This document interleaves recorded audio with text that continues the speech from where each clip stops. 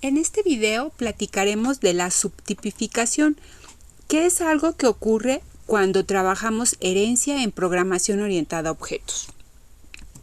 Para comenzar, recordemos que las clases son a su vez un tipo de datos y un módulo de programa.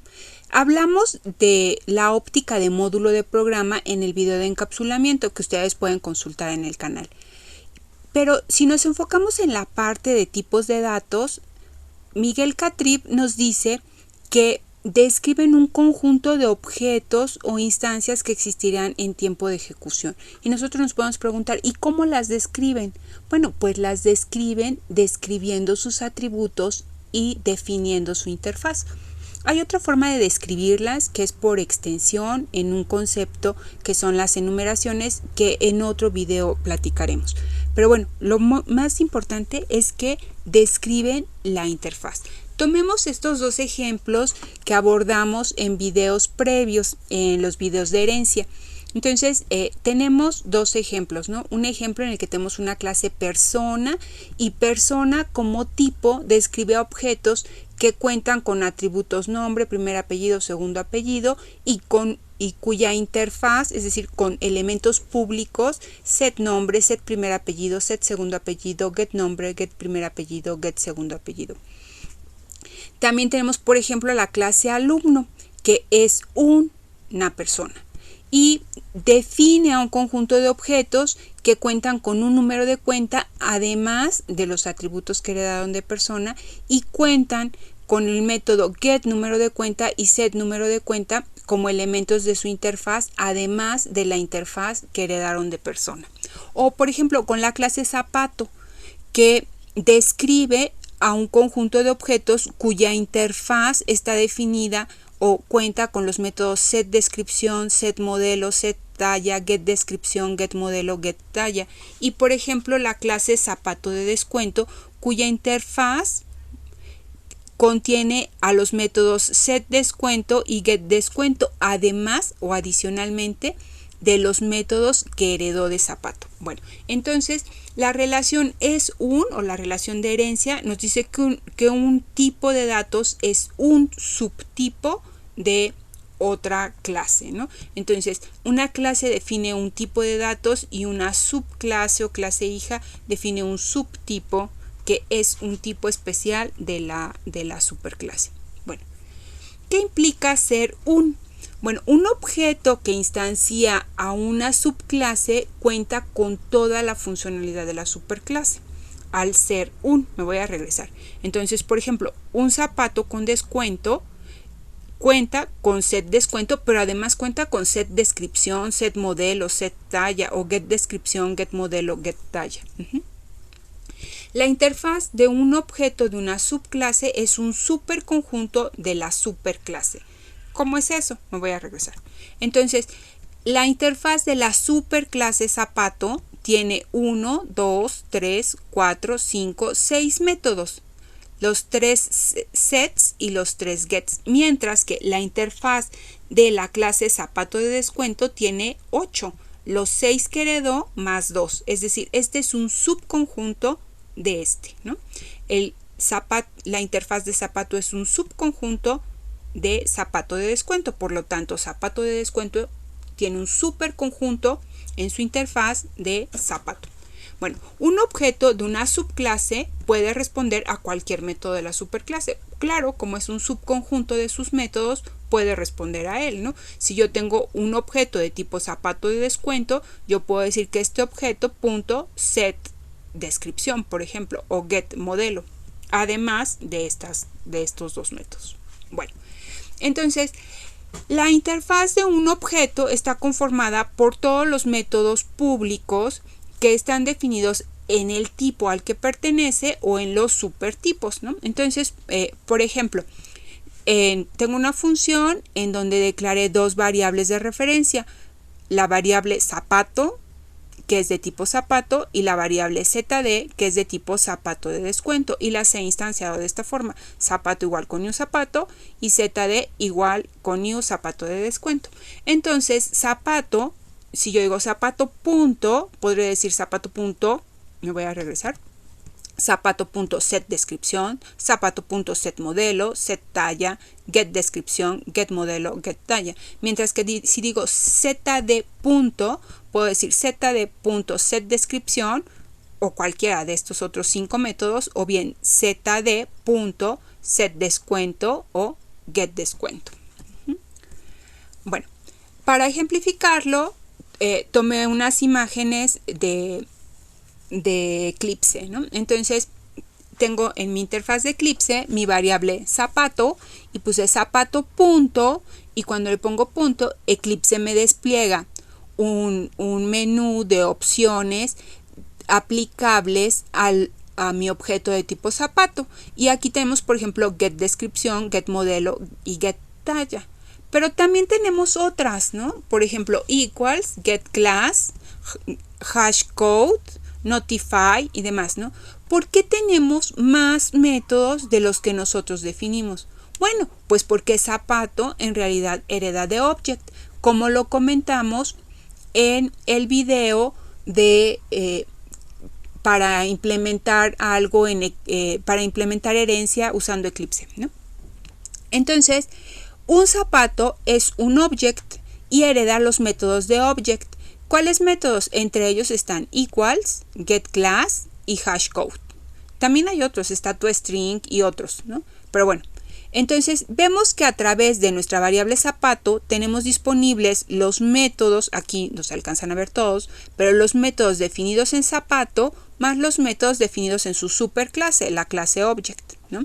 ¿Y qué pasa con nuestra variable de referencia zd? Bueno, pues zd, que es de tipo zapato de descuento y que instancia un objeto de tipo zapato de descuento, vemos que en su interfaz tiene getDescripción, getDescuento, getModelo y getTalla, es decir, tiene los métodos definidos en su superclase, la clase zapato, más el método definido en su propia clase, getDescuento. Y adicionalmente tiene los métodos equals, getClass, hashCode y los otros métodos de object, es decir, como ella hereda de zapato y los métodos de object ya formaban parte de zapato, pues también forman parte de zapato de descuento. ¿Sí? Entonces, la interfaz en las subclases se va acumulando. Es la interfaz acumulada de su superclase más lo que ella agrega. ¿Sí?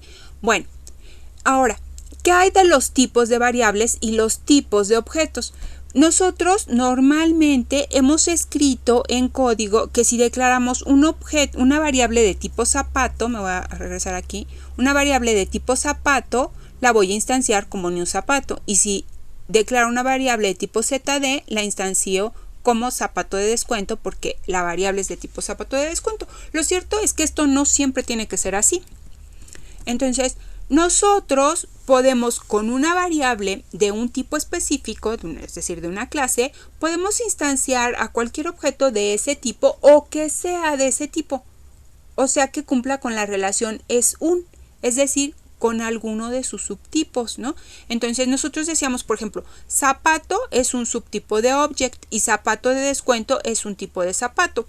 Entonces, por ejemplo, si yo tengo declarado un objeto de tipo object, por ejemplo, obj podría instanciar un object, un zapato o un zapato de descuento, ya que todos ellos son un tipo especial de object. O por ejemplo, si tengo mi variable zapato, que es de tipo zapato, la puedo instanciar con un zapato o con un zapato de descuento, como lo muestro aquí.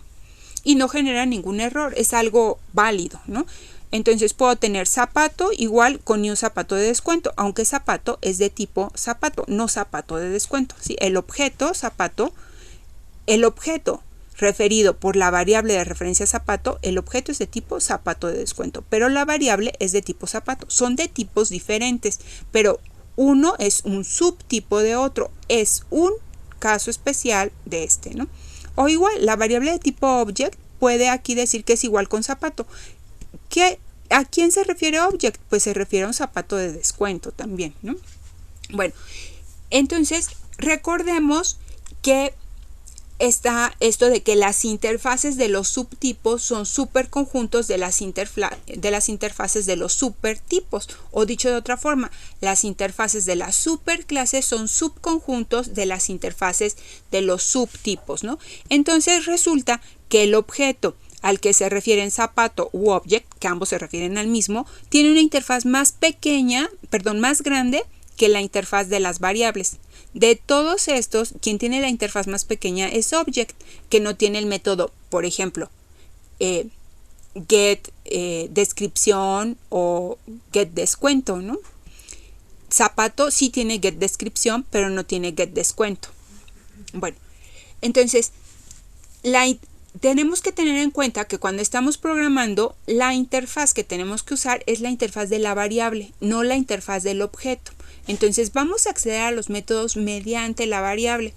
Solo se pueden acceder a los métodos que forman parte de la interfaz del tipo de la variable, no de la instancia.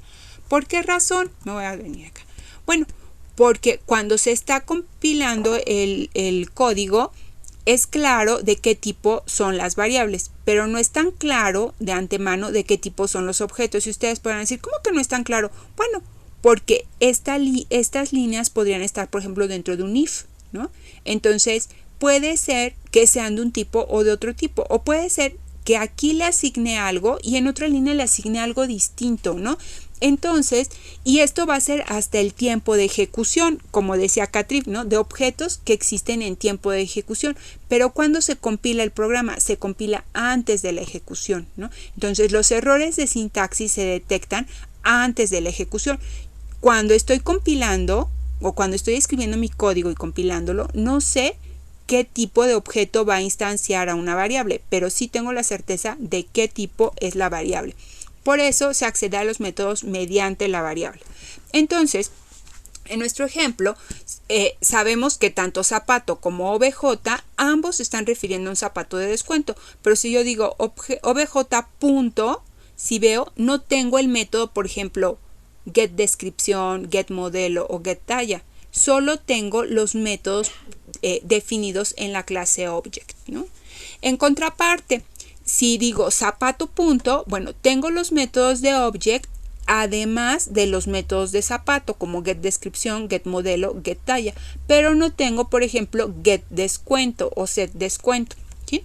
Entonces, esto debo de tenerlo en cuenta. Cuando yo estoy tecleando mi código, si tratara de, por ejemplo, a través de la variable de referencia zapato, decir get descuento, me marcaría un error de compilación, ¿no? Porque get descuento no forma parte de la interfaz de la clase zapato, ¿sí? Bueno, y podrían ustedes preguntarse, bueno, ¿y para qué quiero esto, no? Si a fin de cuentas se reduce la interfaz de mi objeto. Bueno, sí se reduce, pero a cambio gano genericidad en el código. ¿Cómo es eso? Miren, les voy a poner un par de ejemplos. Puede ser que tengo una función, por ejemplo, que se llama registra pedido, que me va a devolver un objeto de tipo pedido y recibe como parámetro un zapato y otras cosas. Pero aquí cuando recibe un zapato, puede recibir un zapato o un zapato de descuento o de cualquier subtipo de zapato, ¿sí? De esta forma brinda genericidad. Entonces, si yo durante el diseño identifico que hay nuevos tipos de zapatos, pues puedo escribirlo como subclases y cualquiera de esos objetos o objetos de esas subclases pueden ser referidos por mi variable zapato, el parámetro de mi función, ¿no? Y entonces yo puedo manejarlos sin necesidad de estar haciendo distintos tipos distintas versiones de la función para los distintos tipos de zapatos, ¿no? Todos son un tipo de zapato y todos pueden llegar a través de un parámetro zapato. O por ejemplo, en otra función, a lo mejor tengo una función que me contabiliza el inventario y tengo un arreglo de zapatos para saber, que se refiere a la existencia y contando los elementos de este arreglo, puedo saber el total del inventario. Igual, no importa si son zapatos de descuento o zapatos normales, ¿no? En esta variable de tipo zapato, o arreglo de zapatos, podría tener cualquier tipo de objetos que instancien, que se deriven de la clase zapato. De esta forma, gano genericidad en mi código, ¿sí? Bueno, eso sería todo. La referencia que tomé para escribir estas diapositivas fue el libro de Miguel Catrif de Programación Orientada a Objetos en C++.